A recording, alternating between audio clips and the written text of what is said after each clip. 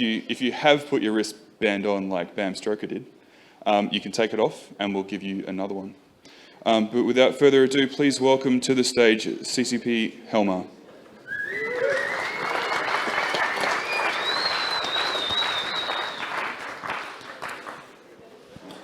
Hello, everyone.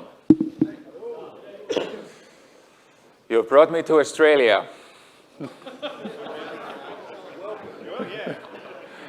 Who here has been to Iceland? Me also. Okay, well, glad to repay the favor. It's been very interesting so far. So I am going to make a presentation which I've called Beyond the Friendship Machine. Who here has heard about the friendship machine? Okay, nobody. That's good. I'm going to explain that also before I could go beyond it. But you could also call this presentation like, why the hell have I been working on this game for decades? And also, why are people playing it for decades? And here's a picture of me famously mining back a ship that I lost from my E-friend back in 2003. And I've been working and playing this game ever since. And we say this, that we are going to have EVE Online go on forever, which sounds like crazy talk, but every year we add to the legacy of EVE Online, it becomes more and more of a realistic outcome that EVE Online will truly outlive us all. And I think that the key of the matter, why I've been working on this game for almost 20 years now, and some people have been playing it for 16 years, is that EVE is really hard. It's hard to play it, it's hard to make it, it's pretty brutal. It's a cruel world we have created. We often kind of think about it as a playground, and here are some slides from kind of CCP Vision material, where it's happy kids playing in a playground, doing fun things, but we all know that EVE Online is not really like that. It is a playground for sure, but the nanny is not always watching. And this element of the violent playground is something we used to talk about EVE Online when we were making it in the beginning. This is actually the first thing we wrote in the EVE script back in the beginning. Death is a serious matter, was written in Word, and then we all went to circus and had beers. And that's been true ever since. We wanted to build a world that was cruel but fair. I think we've got the cruelty part. Sometimes the fairness is a work in progress. But I'll talk a bit about that later. So New Eden is this huge place, and you're small and alone. It's kind of how you start your EVE journey. And it's a big puzzle to solve, and it's best solved with others and in competition with others. I think we need to do a better job on the big puzzle. I think right now, after 16 years, you know a little too much about the game. And I'm hoping in coming years we can get some of the mystery and discovery back in again, make it even crueler and make it even more bigger of a puzzle. We're doing some experiments, obviously next week, and we'll see some of that in the EVE keynote, hopefully not too much, because we also want to stop explaining the game. Sometimes I think we as a company, we explain a little too much what's going on, and thus there is less room to really figure out what's going on. My presentation here is a little bit about like how we're going to focus at different things rather than kind of explaining what's about to happen in the game. And of course, I mean, EVE Online is a pretty epic achievement that we have done together. I think actually we as the company play a very little small part in actually what the game has become. I would say we did a lot in the beginning, but you guys have done a lot more to actually take it where it is. And I like this quote here particularly. EVE Online is peerless, it's important, stand in isolation, because no other developer has even attempted to match what it does, let alone surpass it. It's amazing that it's still true after all these years, and it's really because of all you guys. It's continued to inspire us to work even harder to unlock the next stage of evolution for EVE. And this is a word cloud that we actually sourced from when we were doing stories from the first decade. And it's amazing that a computer game can inspire so many emotion words. These were the most common words when you talk about your own stories in EVE Online. And of course, so many tattoos, so many memories, so many marriages. There I am for the first time marrying people at FanFest, which was kind of a strange request. Came to our customer support system. Can you marry us at FanFest? And I'm not sure, but who am I to say no? And now, of course, we've outsourced it to the Space Pope. And it's like, what do you really do when you have a Space Pope marrying people at an EVE fan event in Iceland? Like, where do you go from there? Like, what's next after that? And we puzzle over it. It's not easy to think about like what is really next for EVE Online. Because I mean, what you guys have done, like there are world records that have been shattered. There are certainly servers that have been shattered. And we continue to figure out how to make that work. But that, oddly enough, is a pretty easy path to invent new technology to make new world records. But what really to make with EVE is something like we have to match the epicness of Space Popes marrying people, books being written, volumes of books being written about what you have done. And really, like, it's also been a bit of a sort of a challenge for me to think of a paradigm. What is it really that we're doing? Like calling it a computer game doesn't really match what's really going on.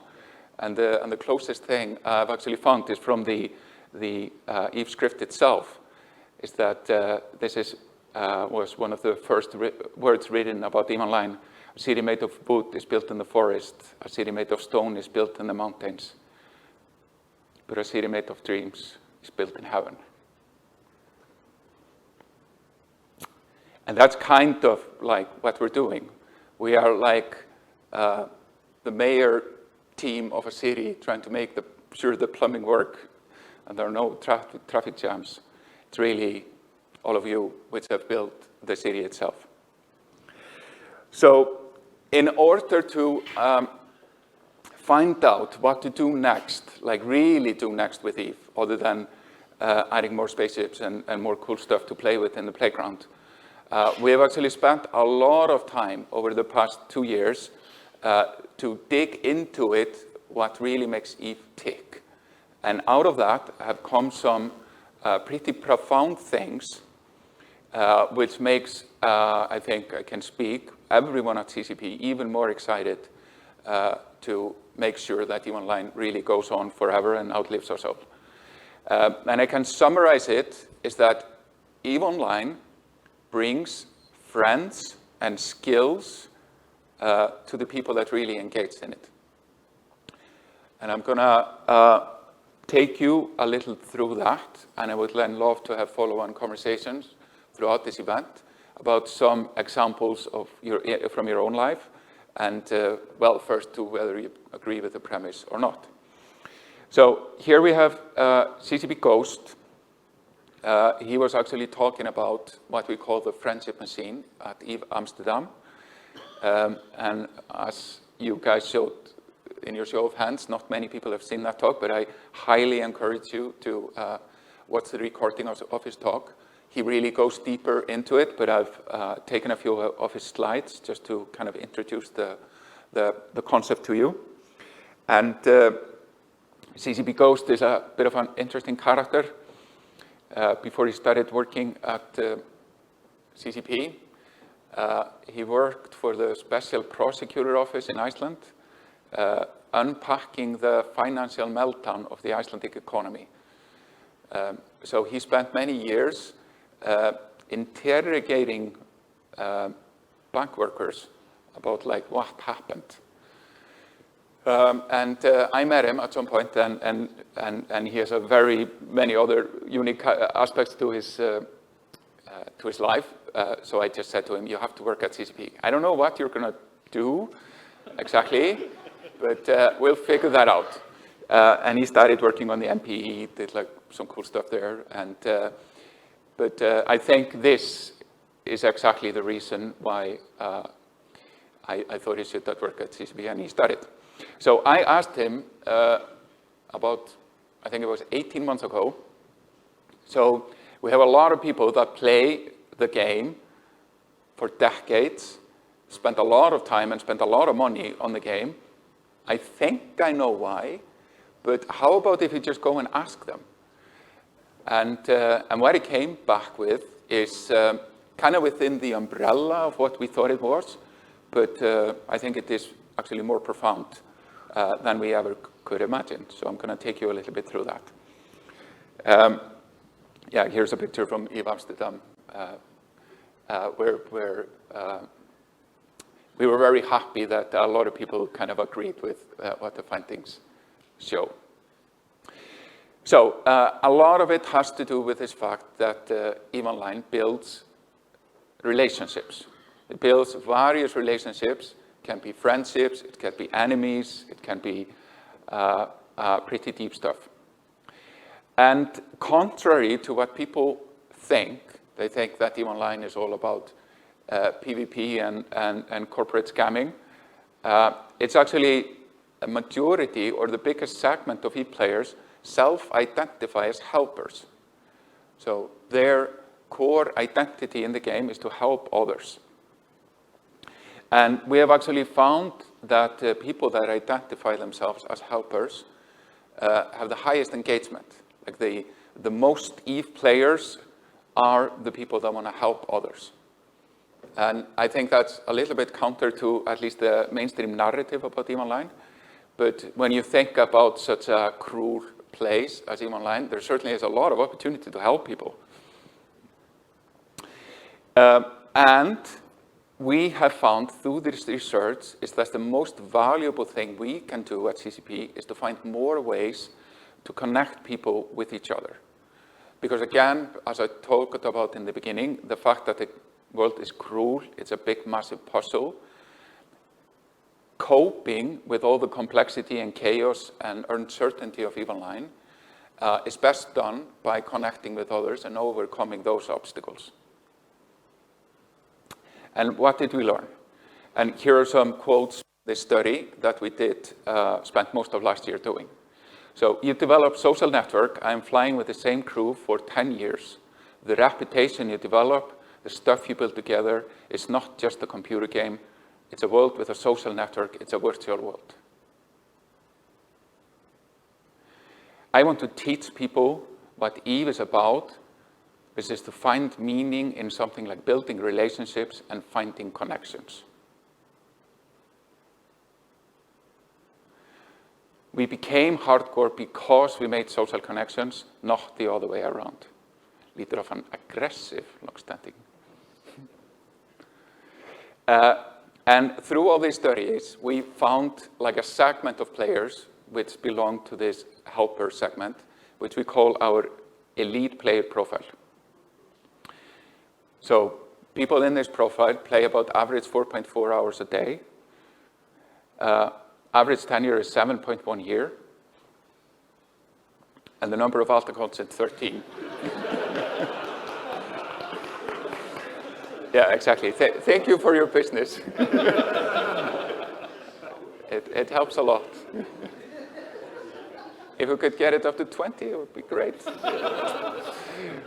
Yeah, it's pretty elite.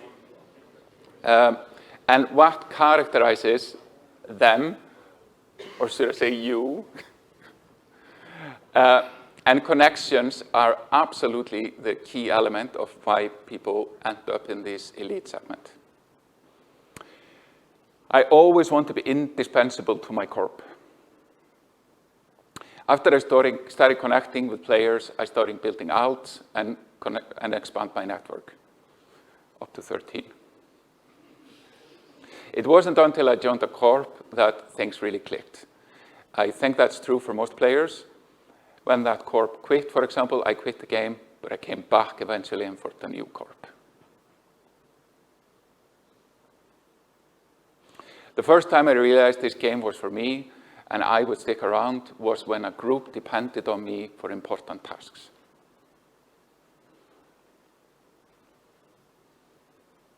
When you're involved with others, people are relying on you in a changing environment, then it moves from being a game into a hobby. So it's a lot of overcoming obstacles, changing environment, relying on others, and relying on your relationship and trust. Connections go beyond the game quite easily because of the immersiveness of EVE. EVE has kept immersive connections better than any other game. It's very important to me. I'm a diplomat. I like building connections. I enjoy the game more when I'm helping others achieve their goals.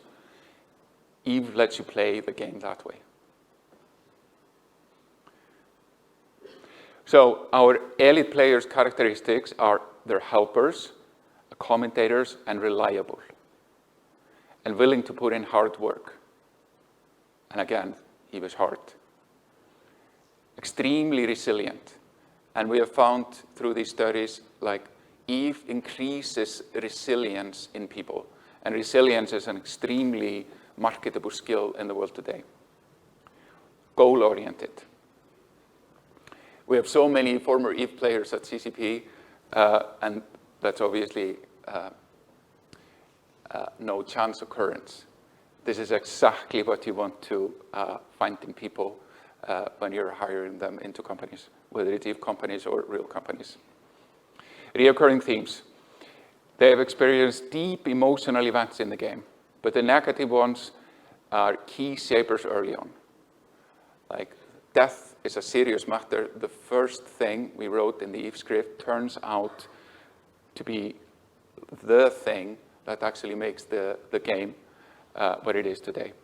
I spent the first 2 months mining to get a Hulk, then I got greedy and took it to null and lost the Hulk. Yes, you and me both. This was a key moment. I realized how much time costs.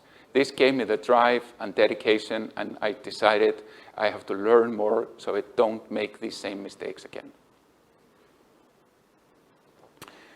Social connections are key reasons for why players become elite players. The point when you move from being just a monkey in the universe to understanding what the metagame is, why work break out, why logistics are important, that is when I started to want to gift my knowledge of the game onwards and teach players why they are important. My friends in the game are more important than gain ships, wealth, or power. And elite players pursue ambitious goals. If there is something impossible, I want to get it. I can relate. When I was hired to CCP in 2000, after a long recruiting session involving a lot of alcohol, just the Icelandic way, I said to them, so guys, you know this can't be done. Yeah, yes, kind of. Okay, that's good. Let's do it.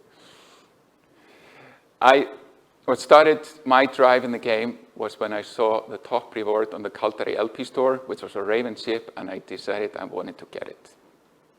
It's important to feel like you're a part of something and that you can influence it.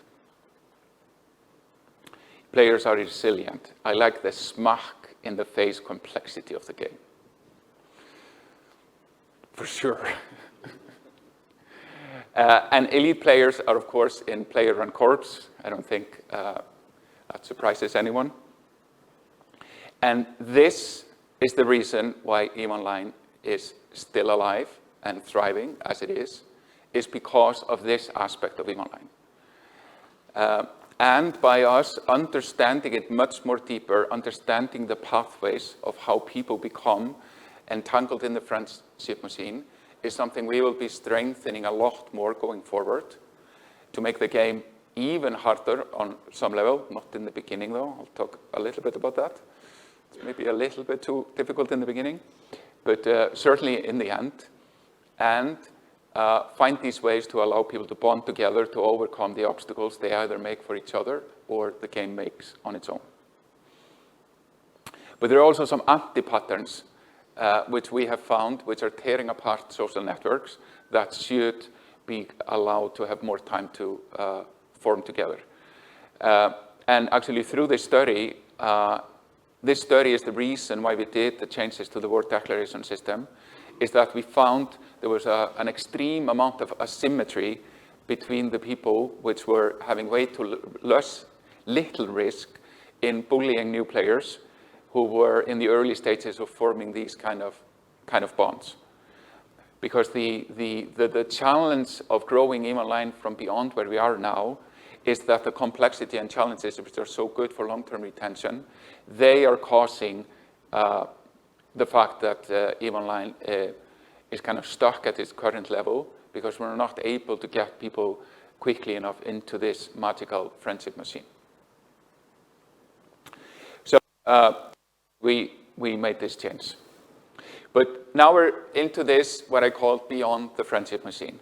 So we have this aspect of EVE Online where it's giving people new relationships.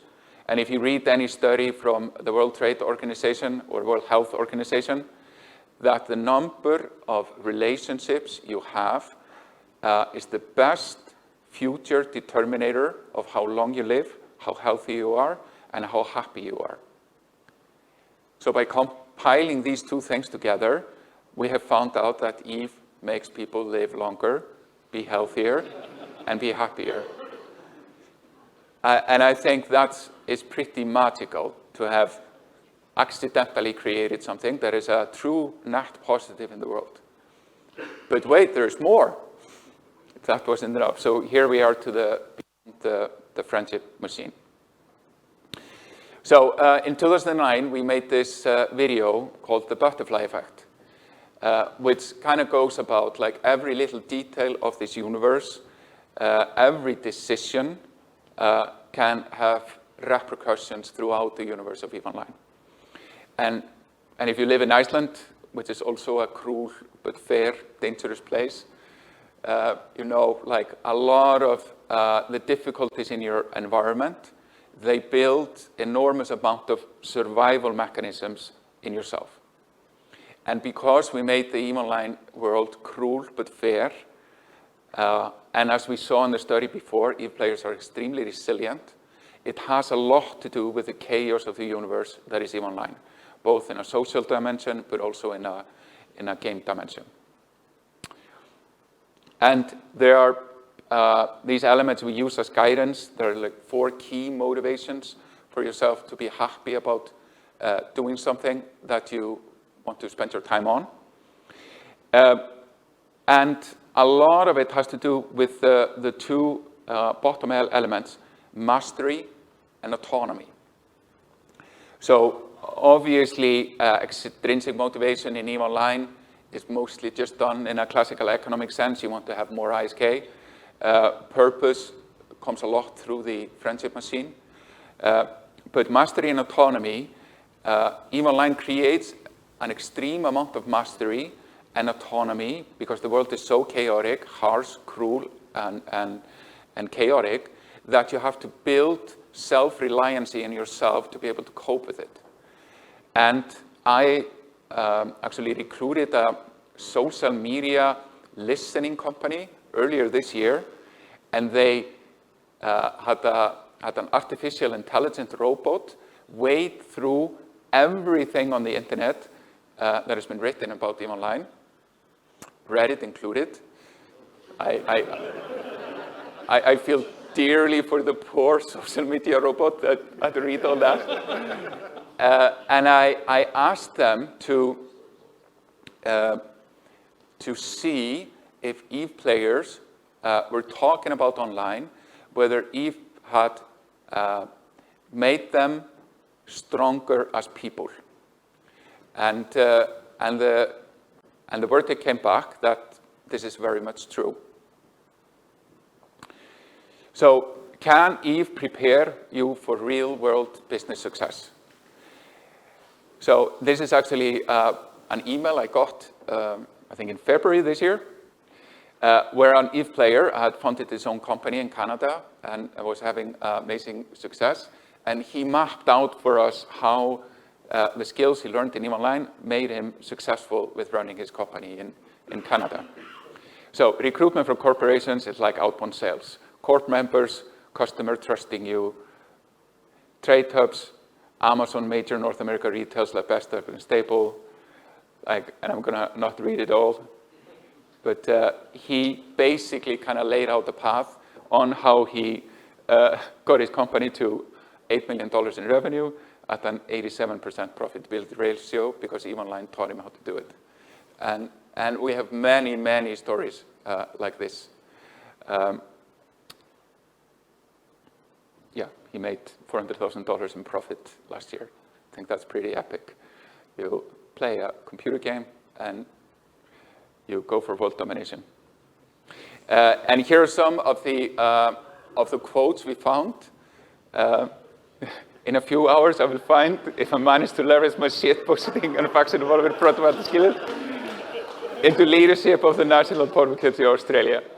I don't know exactly who wrote this. Are you here? Do people recognize this?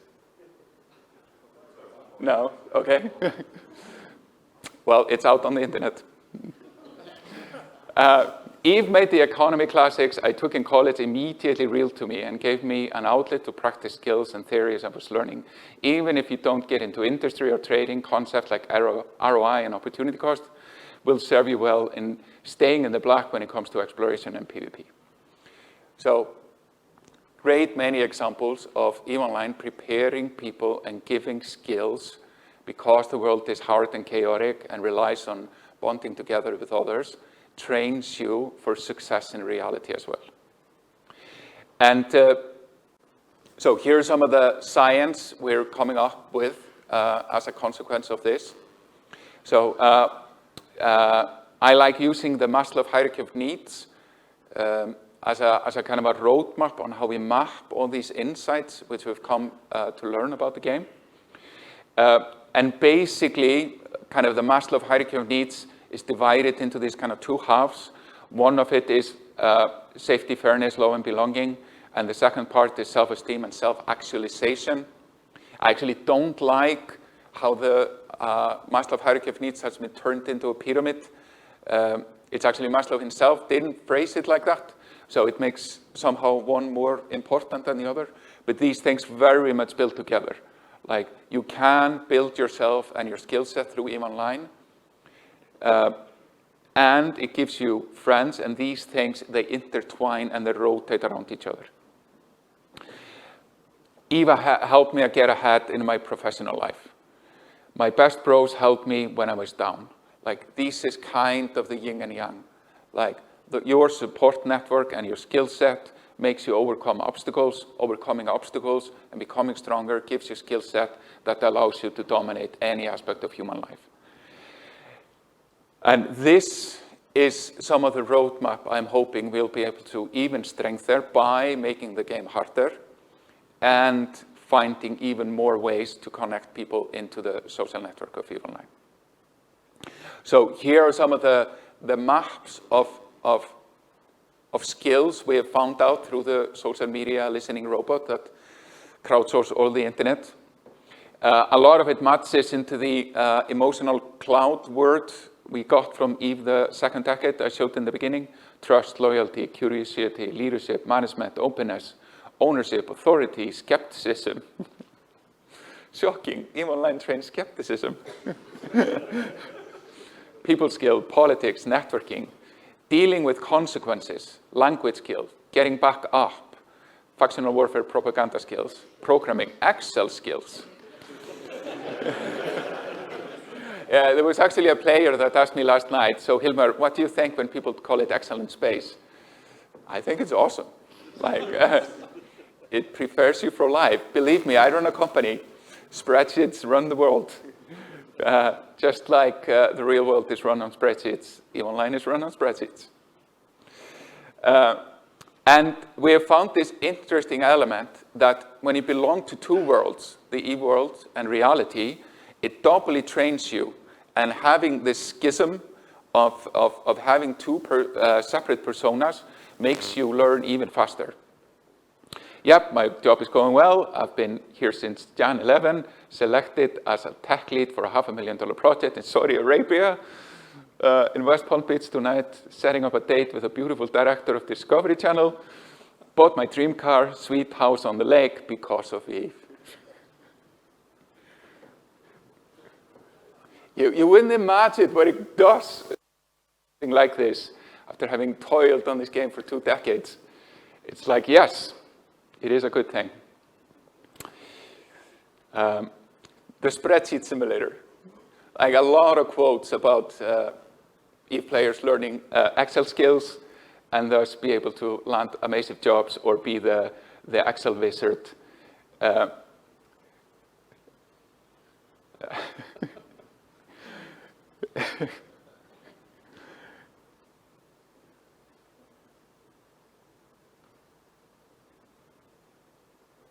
Okay, actually, ironically, it's actually interesting, but I want to also help all of us do. We sometimes talk about this jokingly, that online is making you better as a person and in life and allowing you to land jobs. So we see a lot of these kind of coaching words where people are not really willing to say it. I want to get us to the place where we can. I ironically used Eve to land my current job because business controller in one of my biggest construction companies in the world, they asked me for example of leadership, FC and Corp Alliance for the past 9 years, and wanted to know how familiar I was with Excel, spreadsheet online. My nickname at work is now the Excel guru. While some call Eve mockingly, the Excel simulator turns out to be a valuable training tool for some of the most demanding jobs, and players are using it for leverage. So, Eve is real. The friends you make become the most elite, tight-knit community in the world, a secret group of crazy, talented people. Your Eve skills are real skills that let you take control of your life in reality. Because you need all these skills to take control of your Eve life, they make you better at reality. And it's not just me saying it. We crowdsourced all of the internet for all these stories to find if they're true, and they are. This is actually something I'm obsessing quite a bit about at CCP itself. It's this difference between a growth mindset and a fixed mindset.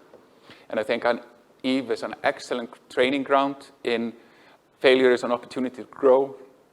I think all of us here that have had some epic failures in online have learned to look through how if you persevere and just become better at what you suck at, then you can become better at everything.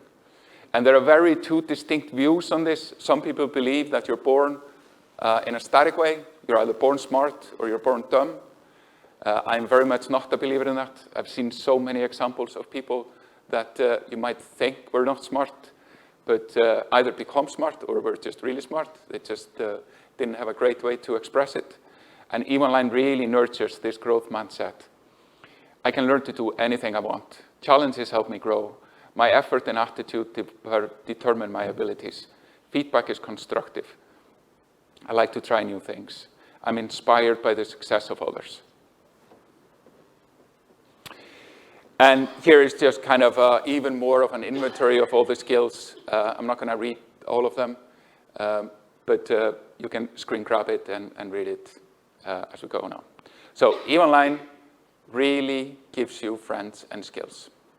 And this is what we have found out by talking to you guys. So going forward, I hope that we can strengthen these aspects of Eve Online even more. Obviously, some of it will come through game design and in expansions and all that, but this will be much more of a guiding light than it has been before, because this is extremely precise and granular and very actionable for us to act on. So as we go about this journey of setting EVE Online up for the third decade, this will be a lot our roadmap. And because I used the Maslow hierarchy of needs, so we're also using this inside the company. We call it the EVE hierarchy of needs. So where we've mapped kind of the needs of EVE Online, like physiological needs in EVE is like the SSO, the launcher, EVE doesn't crash, EVE 64, DirectX 12. Safety and fairness are about fairness of the playground, no botting, no scamming, at least within reason, no cheating, no word like bullies. Love and belonging is about the friendship machine. Esteem, like all the alliances, corporations, CSMs, citadels, the history of EVE. And then self-actualization is a lot about this. EVE Online giving you real skills to succeed in EVE Online and to succeed in the world at large. And we'll be hearing about elements like EVE 64 later on in the EVE keynote.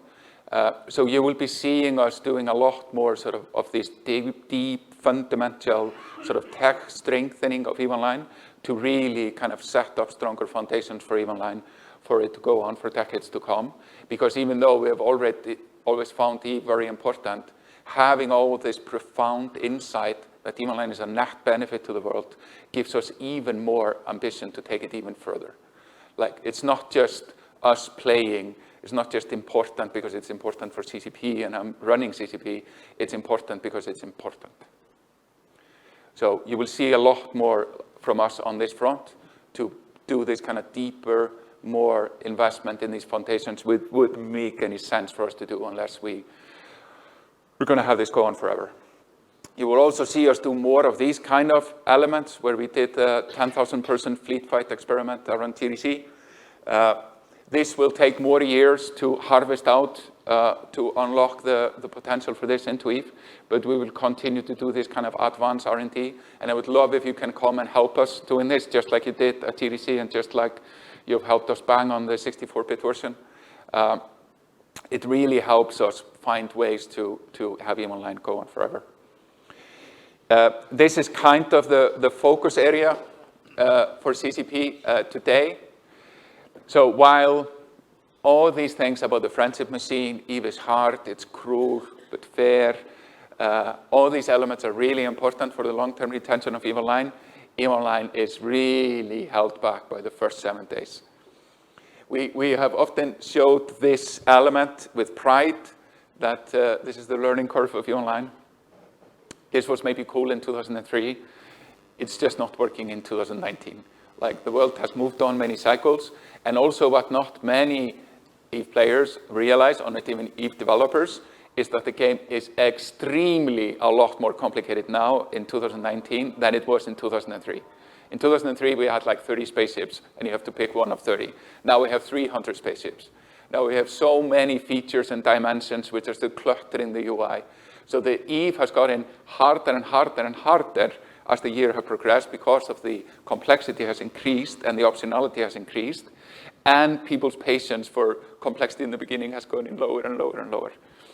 And just to show you how bad it is that this is our funnel performance, as we call it. So I took a week of 2019, and this is what happened in the week 7 in 2019.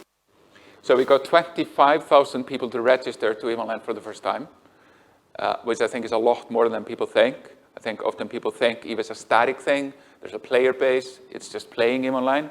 It is not the case. EVE Online is like a river that is constantly flowing, and there's like a silt at the bottom that builds up after year, but the flow is a lot bigger than the player base. We got a lot more people to play EVE Online for the first time than played it for the 10th time. So every week we get around 20,000 to 25,000 people to sign up to the game. Out of those, half, or about 12,000, log in for the first time. So we have a massive thing to fix there. Then 7 days later, 90% of people have given up. So there is an epic focus that CCP needs to apply to this, and we need to apply it both for EVE Online, but also because of what I talked about before. Like, EVE Online is giving you friends and skills, but in the world, we're experiencing this loneliness epidemic. If you study people in the world today, how many friends they have now versus people 10 years ago or 20 years ago, people have less and less meaningful, deep friendships. So the world is destroying itself. And again, friendships lead to longevity, health, and happiness. So the world is going to live shorter, be less healthy and less happy because of loneliness, because reality doesn't give you enough friends. So we have all these people every day, 25,000 people trying to be a part of the friendship machine, and just epically failing at it because we are epically failing at it. I think us, CCP, we have the role for the first 7 days. I think you guys can help a lot in the what's to follow. A lot of the new player organizations like Brave are doing a phenomenal job in helping people after the first 7 days, but we, CCP, need to do a lot better on this. So you will see us really investing in making sure that we help people on board into that where you can embrace them into the friendship machine to help them cope with it. Because while EVE is hard, and that's amazing and it's awesome, it should not be this hard in the beginning. It's harder now than it was when a lot of us started playing EVE Online. But where you guys can come in and help us is that people are a little shy in the beginning, even if they make it past the first 7 days. But if you seek them out, every EVE organization that is seeking out new players is doing a massive benefit to the EVE world. So people that have sought out to join corporations are 2 times more likely to be active than people that are coming into corporations on their own. So all the new player organizations that are doing God's work within EVE Online are doing magic to the game. I'm going to call out Agony Empire, who's been doing this for over a decade. 10,000 people have gone through it. 82% of those players are still playing a year later.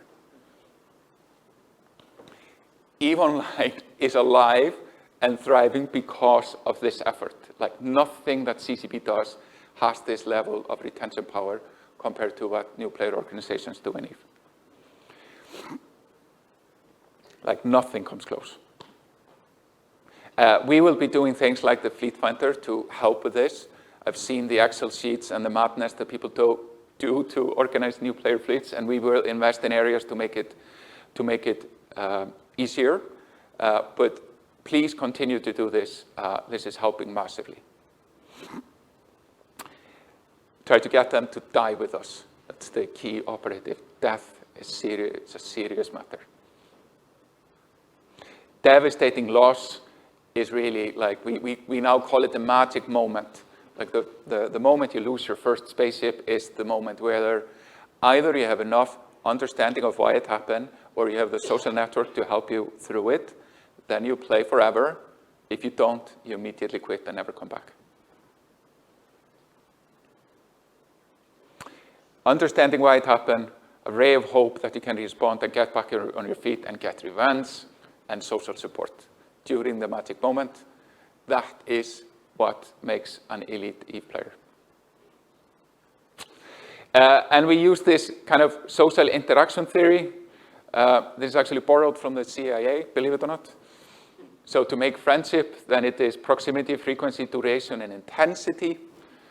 And where EVE Online has its magic, the intensity of what you can experience together is really why EVE Online is so effective at making new friendships. If you talk to veterans that have gone to war, they say that playing EVE Online is a lot like going to war with people, like going to an actual war. I've never done that, but people that have, they liken EVE Online to the same experience.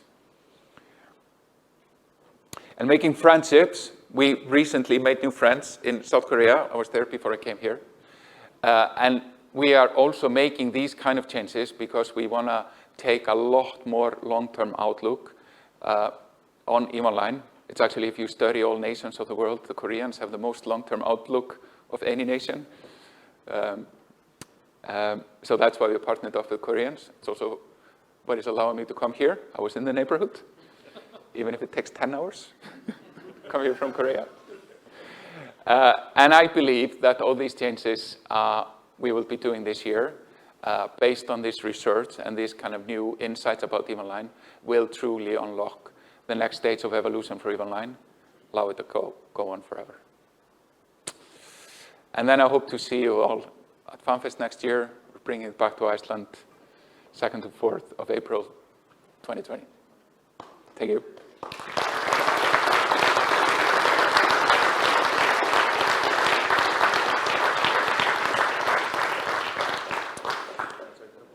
Yeah, I can take a couple of questions.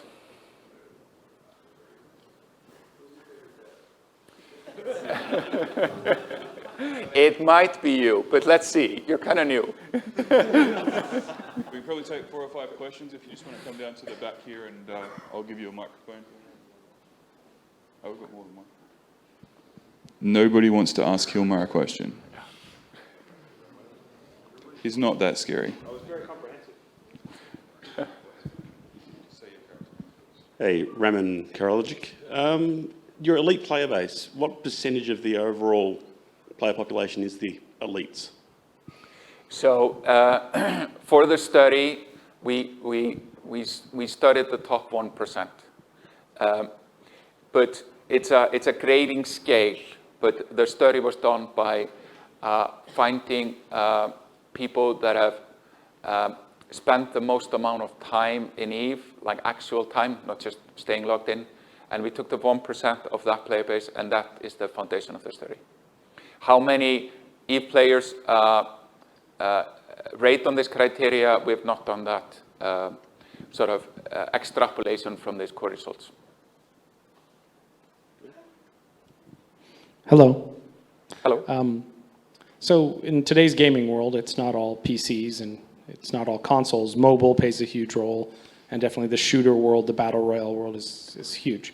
So obviously everyone who plays EVE is interested in the mobile future of EVE and the kind of FPS type role of EVE and the cross-pollination that could be possible to bring people from, let's say they start in one and bring into the. When do you think that the EVE player base will hear more detail about CCP's plans? So we are making a serious push into mobile on many different fronts. One is we are improving the companion app to EVE, and we will have more to talk about in upcoming events. But the biggest thing we're doing is the collaboration we're working with NetEase, where we're making EVE Echoes, which is basically EVE Online as you know it from PC on mobile. We have remade the game from scratch. We've worked with NetEase for almost 3 years on kind of building EVE anew, and we're hoping to release that this year. That is, it's almost like an artifact from the future. When you have an iPhone and you play EVE Online in its full glory on a phone, it's a little mind-boggling. So I think from that step we will learn a lot. When it comes to the shooters, then we announced earlier in the year that we're taking Project Nova back to Formula, but there is still much going on, and hopefully at FanFest next year in Iceland we will have more to say about that. But we took that back to Formula to onboard what we learned from our latest push and also what is going on in the world, as per your comments. Say your character name first. Say my character name? I'm Mossyblog. Speaking of puzzles, I looked online and I can't quite crack this one puzzle. Do you have a roadmap? Is it the Triglavian puzzle?